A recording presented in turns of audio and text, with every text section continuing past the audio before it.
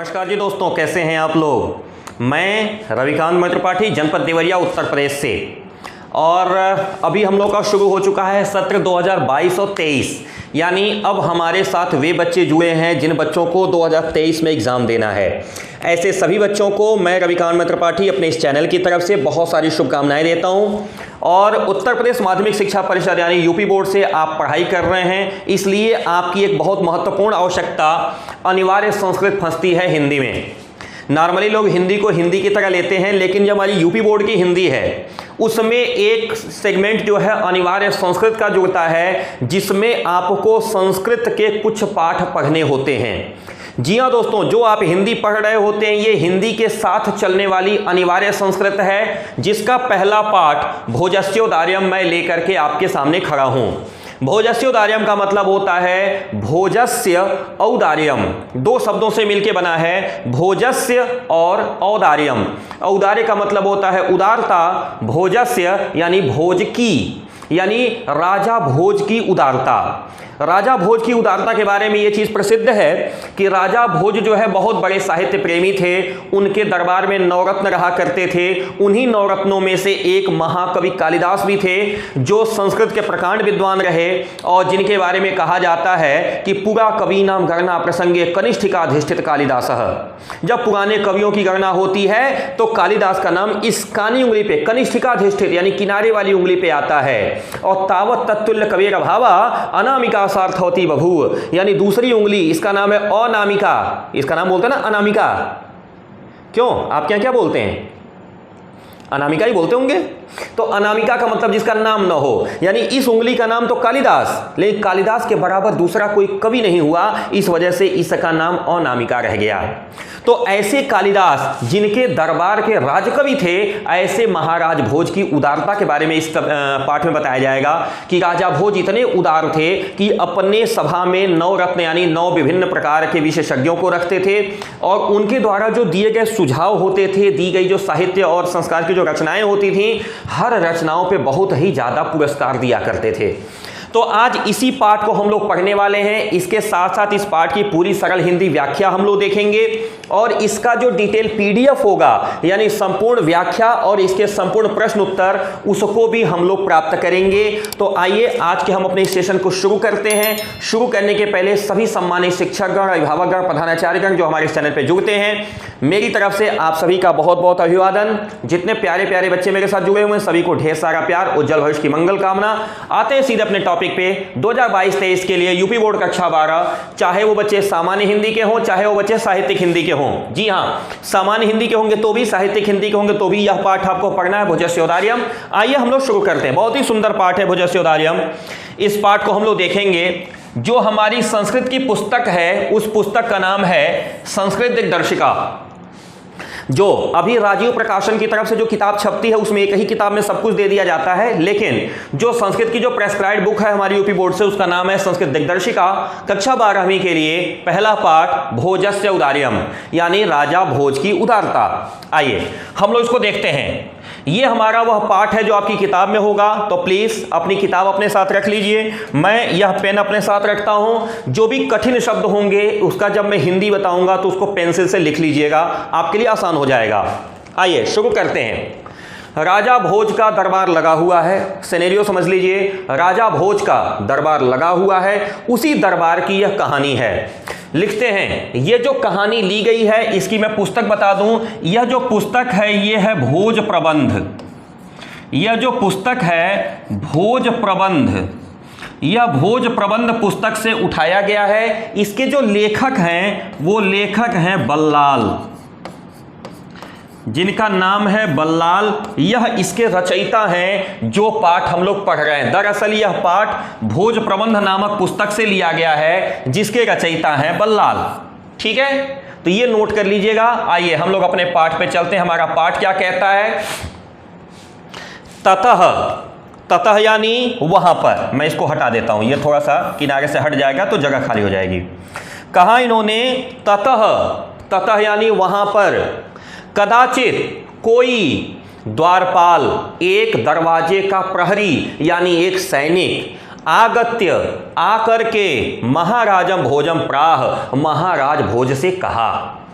वहां पर कोई दरवाजे का प्रहरी यानी दरवाजे का सैनिक आकर के महाराज भोज से प्राह यानी कहा। क्या कहा?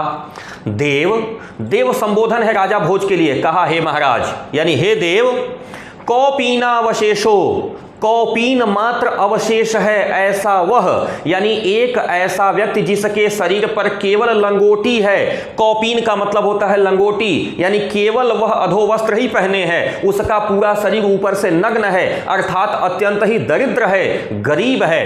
कौपीनावशेषो, कौपीन मात्र शेष, विद्वान द्वारि वर्तते, एक दरवाजे पर, द्वारि दरवाजे पर, वर्तते है कौन? विद्वान। एक ऐसा विद्वान दरवाजे पर है जिसके शरीर पर मात्र लंगोटी शेष बची है। राजा भोज का दरबार लगा हुआ है, दरबार में हमारा द्वारपाल प्रवेश करता है और प्रवेश करके महाराज से कहता है, हे महाराज, दरवाजे पे एक ऐसा विद्वान खड़ा है जो अत्यंत ही दरिद्र है, केवल लंगोटी पहने हुए है। इति, ऐसा। राजा क्या कहते हैं? प्रवेशय इति, ऐसा। राजा ने क्या कहा? प्रवेशय, प्रवेशय यानी प्रवेश कराओ। राजा ने तुरंत आदेश दिया, प्रवेशय, यहां पे हाइफन लगा लीजिएगा। राजा ने कहा प्रवेशय, प्रवेश कराओ, ऐसा। ततः प्रविष्टः, तब प्रवेश करके, ततः प्रविष्टः, तब प्रवेश करके, सह कवि, सह यानी वह, सर्वनाम है, सह यानी वह, कवि, कौन? जो विद्वान दरवाजे पे था वो कवि है। सह कवि, वह कवि, भोजम अवलोक्य, भोज को देख करके, भोजम अवलोक्य, भोज को देख करके, वह कवि जो दरवाजे पे खड़ा था, लिखा है ततः प्रविष्टः सह कवि, तब प्रवेश करके वह कवि, भोजम अवलोक्य, भोज को देख करके, अद्य, आज, में, मेरा, दरिद्र नाशो, दरिद्रता का नाश, भविष्यति इति, हो जाएगा, ऐसा। मत्वा तुष्टः, अपने आप को संतुष्ट करके, हर्ष आश्रुणि मुमोच, हर्ष के आंसू छोड़ने लगा। जैसे वह कवि दरबार में प्रवेश किया, राजा भोज को देखते ही कहा कि आज मेरी दरिद्रता का नाश हो जाएगा, यह कन्फर्म लग रहा है, मैं संतुष्ट हो जाऊंगा, ऐसा सोच करके हर्ष के आंसू यानी खुशी के आंसू, मुमोच यानी छोड़ने लगा, खुशी के आंसू बहाने लगा। ठीक। राजा तमालोक्य प्राह, राजा ने उसको देख करके कहा, राजा तमालोक्य प्राह, उसको देख करके कहे, क्या कहे? कवे, संबोधन लिया, कवि किम रोदिषि, क्यों रोते हो? राजा ने उसको देख करके प्राह, कहा, क्या कहा? कवे, हे कवि, किम रोदिषि, क्यों रोते हो? ततः कविराह, तब क्या हुआ? शब्द आया, देखिए, कविराह, कविराह मतलब कवि ही आह, आह माने कहा, कवि है यानी कवि। तब कवि ने कहा, जैसे ही राजा ने कहा हे कवि क्यों रोते हो, तुरंत कविराह, कवि ने कहा, ततः मतलब तब कवि ने कहा, क्या कहा? राजन, हे राजा, संबोधन लिया, राजन, आकर्णय, कान लाइए, अर्थात सुनिए, आकर्णय, कान लाइए, अर्थात सुनिए, क्या सुनाइए? मद गृह स्थितिम, मेरे घर की स्थिति। हे राजा, कान लाइए, मेरे घर की स्थिति समझिए, यानी हे राजा, मेरे घर की स्थिति को सुनिए। कवि ने क्या कहा? जैसे ही राजा ने पूछा कवि किम रोदिषि, तो कवि कहता है हे राजा, मेरे घर की स्थिति सुनिए। अब घर की स्थिति क्या है? घर की स्थिति यह श्लोक है। यह जो श्लोक है यह हमारे संस्कृत साहित्य का सबसे मधुर और सबसे सुंदर छंद है। इसको हमारे यहाँ बोलते हैं शिखरणी छंद। जी हाँ मित्रों, शिखरणी छंद संस्कृत साहित्य का सबसे मधुर और सबसे सुंदर छंद माना जाता है। आइए साथ साथ पढ़ते हैं। अयेला जानो चै पथि बचन माकर्ण्य गृहिणी, शिशौ कर्णौ यत्ना सुपिहितवती दीनवदना, मयि क्षीणोपाये यदकृतं वृषावश्रुबहुले, तदन्तः शल्यं मे त्वमसि पुनरुद्धर्तुमुचितः। क्या कहा कवि ने? कवि ने इसको श्लोक में पढ़ा। डायरेक्ट भी बोल सकता था कि मेरा घर बड़ा गरीब है, मैं बड़ा दरिद्र हूं साहब, खाने को मोहताज हूं, कुछ मिल नहीं रहा है। नहीं, कवि जानता था कि भोज उदार हैं, यदि साहित्य रचना मैं दूंगा तो प्रसन्न होंगे, अगर साहित्य रचना नहीं दूंगा तो उनको प्रसन्नता नहीं आएगी। तो उसने क्या किया, साहित्य में अपनी बात को कहा। कैसे कहा, अयेला जानो चये पथि वचन माकर्ण्य गृहिणी। गृहिणी यानी मेरी पत्नी। गृहिणी शब्द किसके लिए आया, मेरी पत्नी के लिए, मेरी पत्नी गृहिणी। वचनम आकर्ण्य, वचनों को सुन करके, मेरी पत्नी वचनों को सुन करके, वचनम आकर्ण्य, वचनों को सुन करके, किसके, पथि ही, रास्ते पर जाने वाले एक पथिक का, रास्ते पर जाने वाले पथिक के वचनों को सुन करके मेरी पत्नी। और वचन क्या है, अये लाजानुच्चैः, अये मतलब अरे, लाजाह, लाजा का मतलब होता है लाई, भूजा, भूजा खाते ना आप लोग, भूजा, लाई बेचने वाला, लाजा का मतलब होता है लाई या भूजा। उच्च स्वर में, यानी रास्ते से कोई लाई या भूजा बेचने वाला जा रहा है, उच्च स्वर में चिल्ला रहा है, लाई ले लो, भूजा ले लो, ऐसे वह चिल्ला रहा है। ऐसे पथिक के वचनों को सुन करके मेरी पत्नी, वह पत्नी कैसी है, अन्वय करके थोड़ा सा जोड़ लीजिएगा नीचे से, वह कैसी है पत्नी, वह हमारी पत्नी है सुपिहितवती, क्षमा चाहूंगा, सुपिहित नहीं, दीन वदना।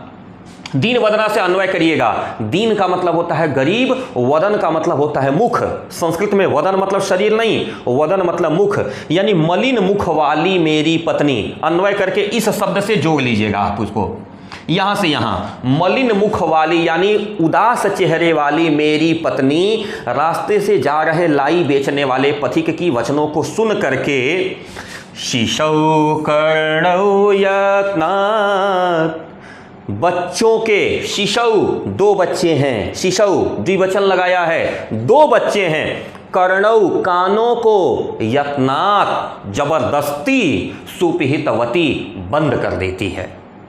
मेरी पत्नी कितनी गरीब है, मेरी पत्नी उदास मुंह से जब रास्ते में कोई लाई या भूजा बेचने वाला जाता है तो उसके ऊंची आवाज में सुनने वाली बात को सुन करके अपने बच्चों के कानों को यत्नात् जबरदस्ती सुपिहितवती बंद कर देती है। समझ में आई बात? सोचिए कितना गरीब है कि बच्चे अगर कान से सुन लेंगे तो मांगने लगेंगे, तो बच्चों के कानों को बंद कर देती है। आगे कहा, मयि क्षीणोपाये यद कृतं दृशाव अश्रुबहुले। दृशाव अश्रुबहुले, आंखों में बहुत सारा आंसू भर करके, कहते हैं ना आंखों में बहुत सारा आंसू भर करके, मई मैं, क्षीणोपाये, क्षीण उपाय वाला व्यक्ति कुछ नहीं कर पाता, मैं सिवाय आंखों में आंसू भर करके अफसोस करने के अलावा कुछ नहीं करता हूं। क्यों? क्षीण उपाय, मेरे पास कोई उपाय नहीं है। अब क्या हुआ? तदंतः शल्यम में, यह बात मुझे तदंतः शल्यम में कांटे के सदृश प्रभावित करती है। तदंतः शल्यम में, वह बात शल्य यानी कांटे की तरह मुझे प्रभावित करती है, यानी यह चीज कांटे की तरह मेरे हृदय में चुभ गई है। अब इसका निवारण क्या है? त्वमसि पुनरुद्धर्तुमुचितः,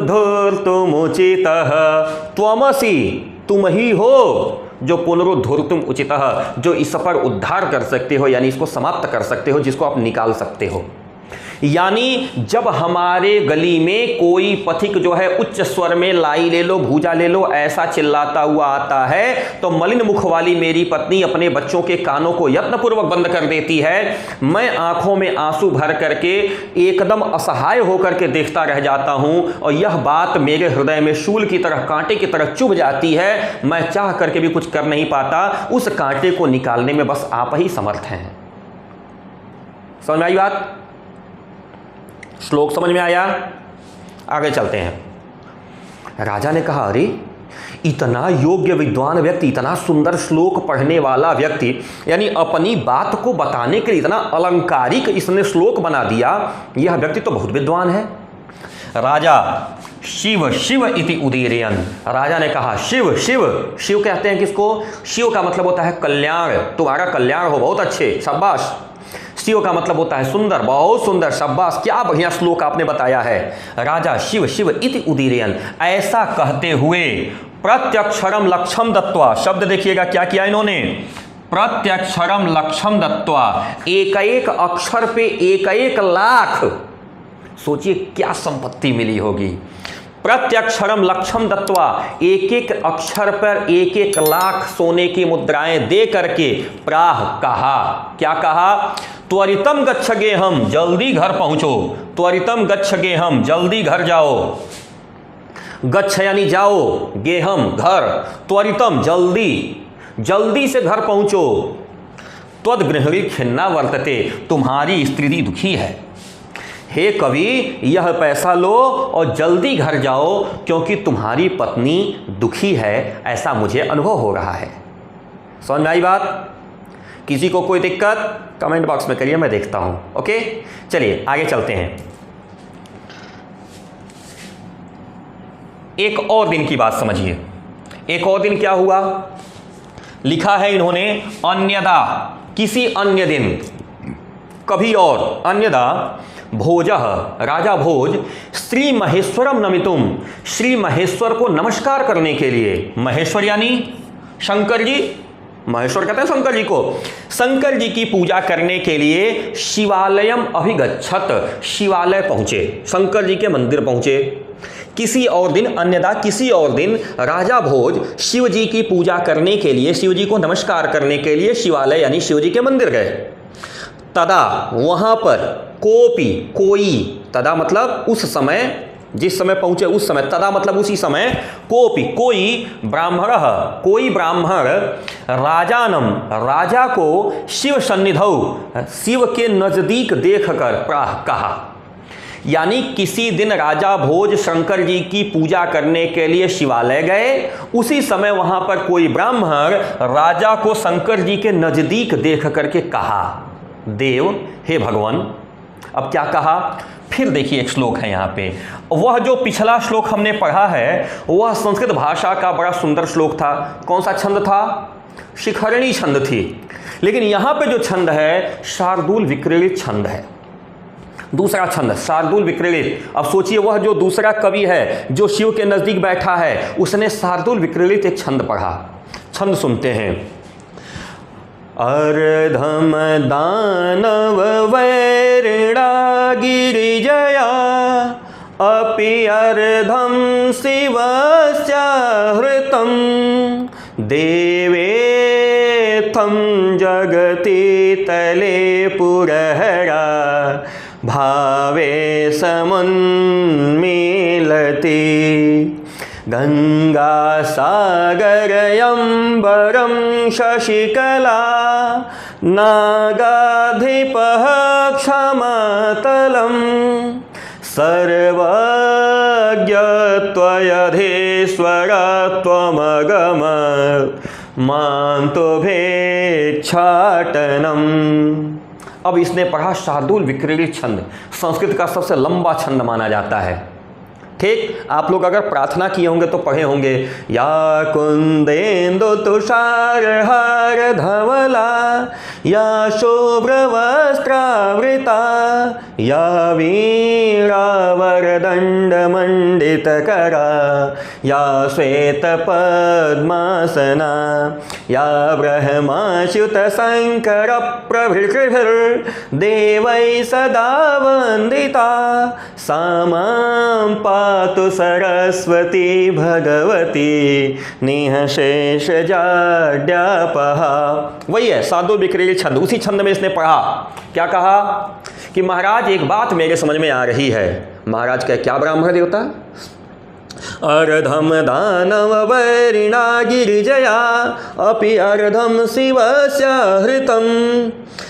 एक बार की बात है कि अर्धम यानी आधा, दानव वैरिणा राक्षसों के शत्रु के द्वारा।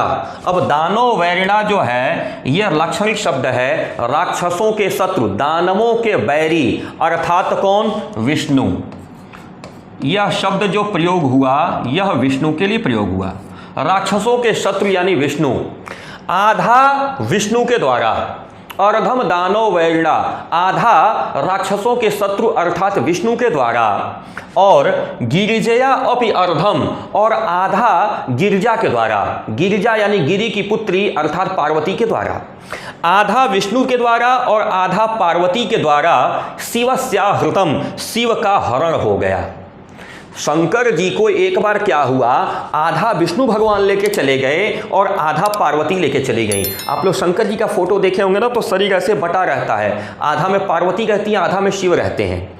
तो क्या हुआ, कहा कि जो आधे में जो शिव दिखाई दे रहे थे उनको विष्णु भगवान अपने साथ लेके चले गए, और बाकी जो आधा हिस्सा था वो पार्वती लेके चली गई। आधा दानव वैरिणा यानी विष्णु भगवान के द्वारा, और गिरिजया अपि अर्धम, और आधा गिरिजा के द्वारा शिवस्याहृतम, शिव का हरण हो गया, शिव को लोग चुरा लिए, आधा विष्णु भगवान और आधा पार्वती। अब क्या हुआ, देवेत्थम, स्वर्गलोक में, जगते तले, धरती पर, जगती मतलब होता है धरती, स्वर्ग में और जगती यानी धरती पर भी, पुरहरा भावे समुन्मीलति, श्री शंकर का अभाव, पुरहरा भावे, पुरहर यानी शंकर जी का अभाव, समुन्मीलति दिखाई देने लगा। अभाव दिखाई देने लगा मतलब शंकर जी गायब, स्वर्ग से लेकर धरती तक शंकर जी गायब, शंकर जी कहीं मिल ही नहीं रहे हैं। देवेत्थम जगती तले पुरहरा अभावे, पुरहर यानी शंकर जी का अभाव, समुन्मीलति दिखाई देने लगा, यानी शंकर जी गायब। क्या कहा उसने, एक बार विष्णु भगवान आधा लेके चले गए, आधा पार्वती लेके चले गई, शिव जी का अपहरण हो गया, शिव जी गायब। अब स्वर्ग से लेके धरती तक शिव जी का अभाव हो गया। अब क्या हुआ, शिव जी तो अभाव में चले गए, अब शिव के साथ कुछ लोग ऐसे हैं जो शिव के ऊपर ही आश्रित हैं, जैसे गंगा है सिर पे रहती हैं, चंद्रमा है वो रहता है, गले में नाग रहता है, ये लोग कहाँ जाएंगे, शंकर जी को तो ले गए, ये लोग बच गए। तो कहा गंगा सागर अंबरम शशिकला, गंगा चली गई सागर में, गंगा कहाँ चली गई, समुद्र में। शशिकला यानी चंद्रमा कहाँ चला गया, अंबरम आकाश में। कहा कि जब शंकर जी गायब हुए तो गंगा जो यहाँ रहती थी वो चली गई सागर में, चंद्रमा जो यहाँ रहता था वो चला गया आसमान में, और नागाधिपः क्षमातलम, नागों के जो अधिपति थे यानी जो राजा थे, वासुकी नाग जो थे, वो कहाँ चले गए, क्षमातलम, क्षमा कहते हैं धरती को, क्षमा मतलब धरती, धरती के तल में यानी पाताल में चले गए। क्षमातल मतलब हो गया पाताल यानी धरती के नीचे। गंगा कहाँ चली गई, समुद्र में।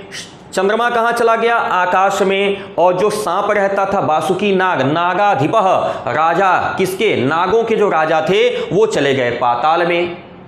अब इसके बाद भी शिव के अंदर एक चीज थी, वो क्या थी, शिव विद्वान हैं। शिव क्या है, विद्वान हैं, जानकार हैं। आपको पता होगा संस्कृत में माहेश्वर सूत्र शिव जी ने दिया था, विद्वान हैं। फिर कहा सर्वज्ञत्वयधीश्वरत्वमगमत्, जो शिव की सर्वज्ञता थी, जो शिव की अधीश्वरता थी, सर्वज्ञत्व अधीश्वरक, जितनी उनकी योग्यता थी, जितनी उनकी जानकारी थी, जितना उनके अंदर विद्वत्ता भरी हुई थी, वह त्वमगमत्, वह आपके में आ गई। महाराज प्रशंसा कर रहा था राजा की, क्या शिव जी के अंदर जितना ज्ञान था, जितनी योग्यता थी, वो सब आपके में आ गई। शिव जब गायब हुए तो क्या क्या गायब हुआ, शिव गायब हुए। गंगा सागर, चंद्रमा आसमान, नाग पाताल, जो विद्वत्ता थी, शिव की जो जानकारी थी, वो आपके में आ गई।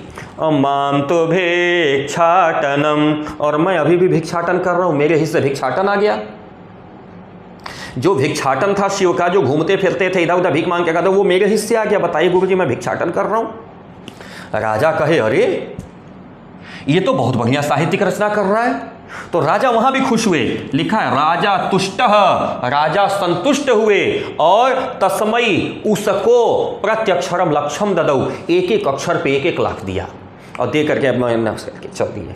सोचिए महाराज भोज कितने उदार हैं। ये राजा भोज की उदारता है कि वहाँ पे वो ब्राह्मण मांगने आया, उसको भी दिया। यहाँ पे हम गए मंदिर में पूजा करने, वहाँ पे भी किसी ने कह दिया, श्लोक बढ़िया सुनाया, साहित्य की रचना बढ़िया किया, उसको इनाम दिया।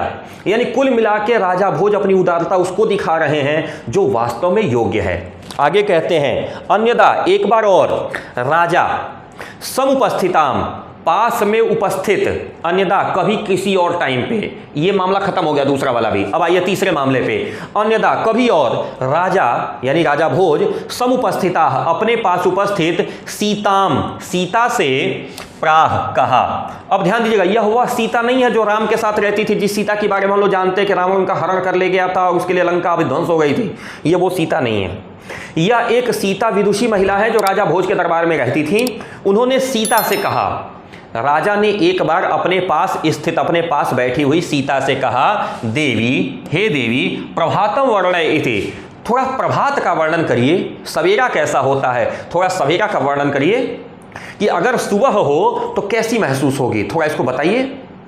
सीता प्राह, सीता ने कहा, क्या कहा, फिर वही शिखरणी छंद, विरल विरला स्थूलास्तारा कला विव सज्जना मन इव मुने सर्वत्रैव प्रसन्नं भूनभः अपसरति च ध्वान्तं चित्ता सत्तामिव दुर्जनः व्रजति च निशाक्षेप्रं लक्ष्मीरनुद्यमिनामिव।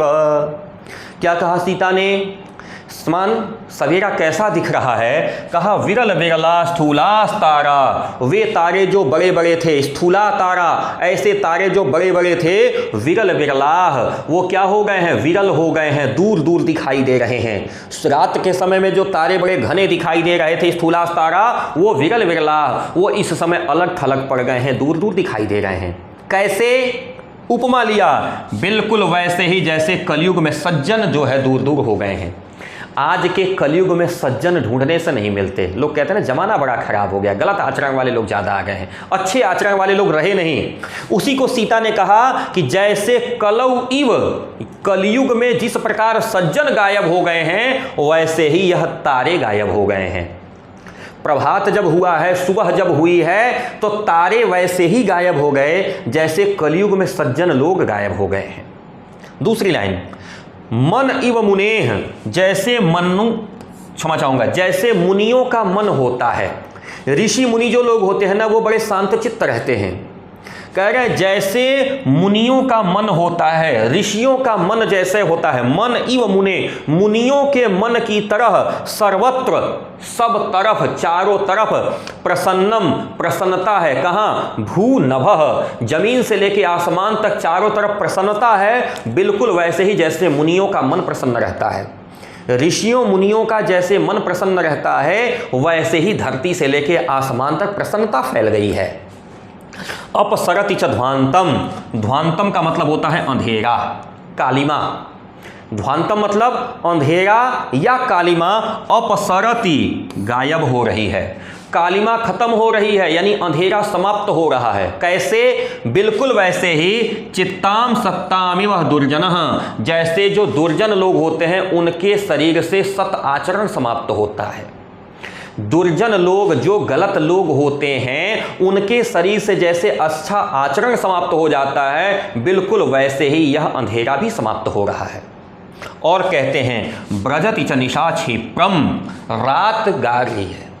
ब्रजति मतलब जा रही है, ब्रजति मतलब जा रही है। कौन, निशा यानी रात, क्षिप्रम तेजी से, रात तेजी से जा रही है। ब्रजति च निशा क्षिप्रम, रात तेजी से जा रही है। कैसे जा रही है, जिस प्रकार से लक्ष्मी यानी धन अन उद्यमिनाम इव, अन उद्यमी लोगों के पास से लक्ष्मी चली जाती हैं। जैसे जो उद्यम नहीं करते, जो आलसी होते हैं, जो बैठे बैठे केवल चारपाई तोड़ते हैं, जैसे उनके पास से लक्ष्मी चली जाती हैं, बिल्कुल वैसे ही यह रात भी जा रही है।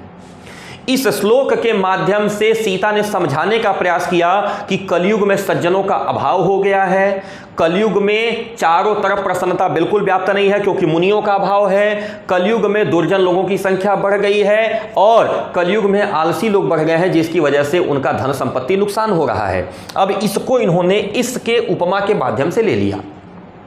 श्लोक समझ में आया?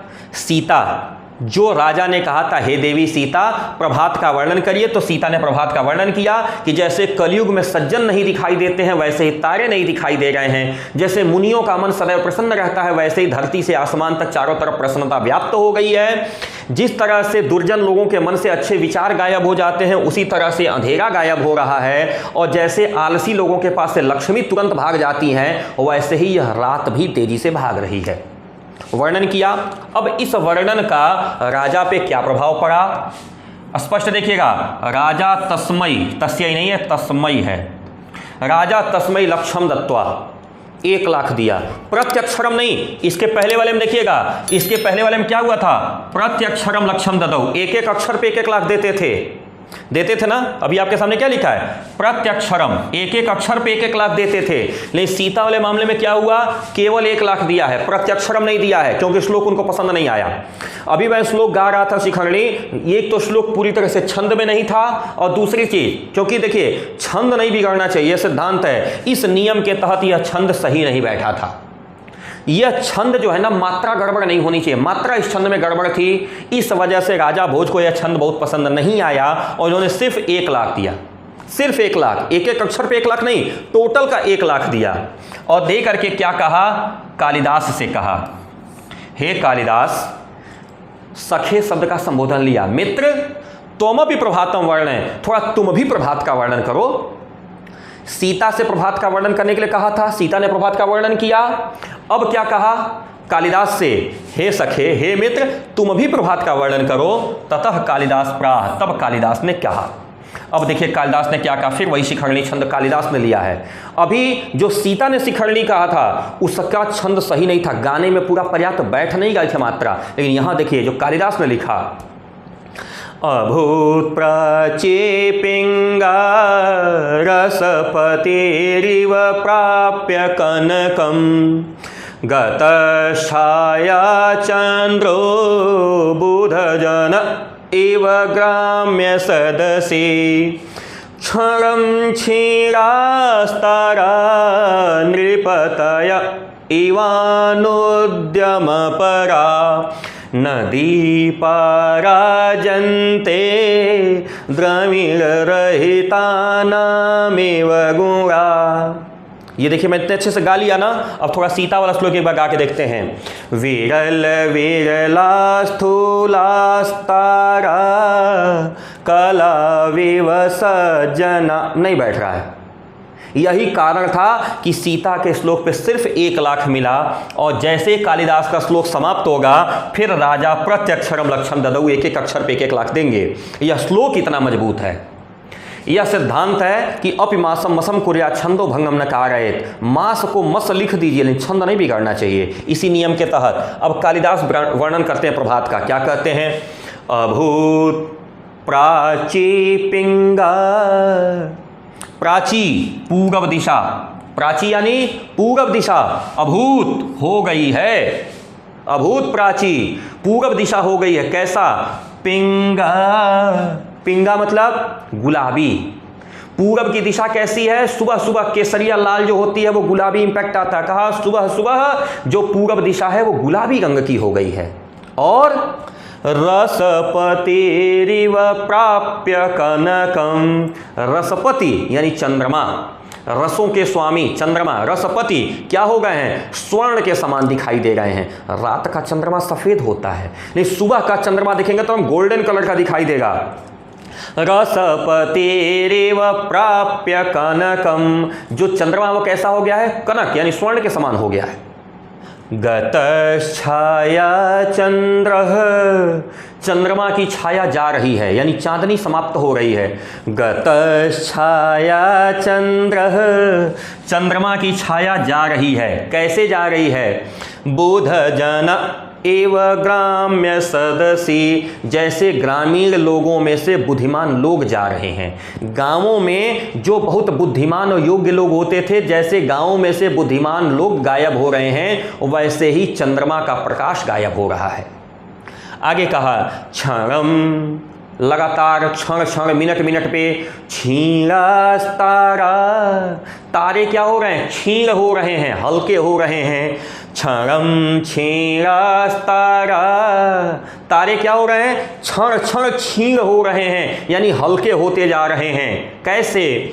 नृपतय इवानोद्यम परा, जैसे अन उद्यमी नृप गायब हो जाते हैं। ऐसे राजा जो उद्यम नहीं करते, ऐसे राजा जो मेहनत नहीं करते, ऐसे राजा जैसे धीरे धीरे गायब हो जाते हैं, बिल्कुल वैसे ही जो तारे हैं वो तारे गायब हो रहे हैं।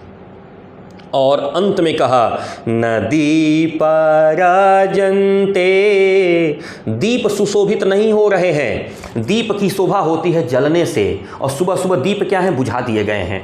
न दीपाराजन्ते, दीप सुशोभित नहीं हो रहे हैं। कैसे? द्रविण रहिता नाम इव गुणाः, जैसे किसी व्यक्ति के अंदर गुण तो हो लेकिन धन न हो तो उस व्यक्ति की शोभा नहीं होती। वैसे ही दीप तो है, उसमें तेल भी है, लेकिन ज्योति नहीं है तो दीप सुशोभित नहीं हो रहा है। ठीक उसी प्रकार से जैसे कोई व्यक्ति गुणवान तो है, लेकिन अगर वह द्रविण से रहित है, यानी पैसे से रहित है, धन से रहित है, दरिद्र है, तो उसकी शोभा नहीं होती। उसी प्रकार से दीप भी सुशोभित नहीं हो रहे हैं। आगे लिखा है राजा अति तुष्टः, राजा अत्यंत प्रसन्न हुए। राजा अति तुष्टः, राजा अत्यंत प्रसन्न हुए। और तस्मै प्रत्यक्षरम लक्षम ददौ, और उसको एक एक अक्षर पर 1-1 लाख रुपया दिए। यह भोज की उदारता है। पाठ अच्छे से समझ में आया? कोई दिक्कत किसी प्रकार की कमेंट बॉक्स में दीजिए, मैं देखता हूं उसको, आपको रिप्लाई देने का प्रयास करूंगा। अब आते हैं दूसरे मैटर पे। अब मैटर दूसरा क्या है कि आपको इसका पूरा का पूरा जो मैंने अर्थ समझाया, यह पूरा का पूरा अर्थ आपको www.ravikantmoney.com पे मिल जाएगा। जी हाँ, मेरी अपनी खुद की वेबसाइट है www.ravikantmoney.com। जो मैंने कहा था ना पीडीएफ आपको कहाँ से मिलेगा, इसका जो पीडीएफ है, यह पीडीएफ अगर आपको चाहिए तो आप चले जाइएगा www.ravikantmoney.com। क्षमा चाहूँगा, काम को नहीं बल्कि काम पर भी मिल जाएगा, लेकिन आप इसको काम को हटा करके ये कर लीजिए, इन कर लीजिए, आप इसको कर लीजिए www.ravikantmoney.in। ओके, जो हमारी वेबसाइट है वो हमारी वेबसाइट क्या है? www.ravikantmoney.in। यहाँ पे आपको पीडीएफ मिल जाएगा www.ravikantmoney.in। मैं इसको थोड़ा सा और स्पष्ट कर देता हूँ, ये काम नहीं आएगा यहाँ पे, www.ravikantmoney.in। आप इस पे जाएंगे तो आपको हमारा यह जो कुछ भी मैटर है, ये टोटल मैटर का वहाँ पे पीडीएफ मिल जाएगा, सारी व्याख्या मिल जाएगी और सारे क्वेश्चन आंसर भी मिल जाएंगे। मेरा जो टेलीग्राम चैनल है बिल्कुल वही है जो आपका यूट्यूब चैनल है, रविकांत मणि त्रिपाठी के नाम से ही हमारा टेलीग्राम भी है। इसके अलावा अगर कहीं कोई बहुत ज़रूरी और पर्सनल होता है तो आप हमको इस नंबर पर व्हाट्सएप भी कर सकते हैं, लेकिन बहुत ज़रूरी होने पर भी मैं आपको दे रहा हूं नंबर अपना। यदि किसी तरह का कोई क्वेश्चन फंसता है, बहुत इमरजेंसी होती है, तो आप हमको इस नंबर पर व्हाट्सएप कर सकते हैं, मैं आपको जवाब दे दूंगा। ओके, तो अभी आपको पीडीएफ के लिए जाना है www.ravikantmoney.in पे, वहां पे जाएंगे, संस्कृत के सारे पाठों का पीडीएफ पड़ा हुआ, वहां से उठा सकते हैं। टेलीग्राम मेरा हो गया ravikantmoney.com, और इसके अलावा हमारा व्हाट्सएप है 8052296000। ये एक कंटेंट था जो मुझे आपको देना था। तो आशा करता हूं कि ये जो हमारा आज का वीडियो था भोजस्य उदार्यम, ये आपको पसंद आया होगा। राजा भोज की उदारता। फिर भी किसी तरह की कोई दिक्कत होती है तो आप हमको यहीं कमेंट बॉक्स में दीजिए, हमारा कॉन्टैक्ट नंबर आपको मिला, आप हमको व्हाट्सएप पे बताइए। मिलते हैं अगले वीडियो के साथ। ओके, किसी तरह की कोई दिक्कत आप हमको जरूर भेजिएगा।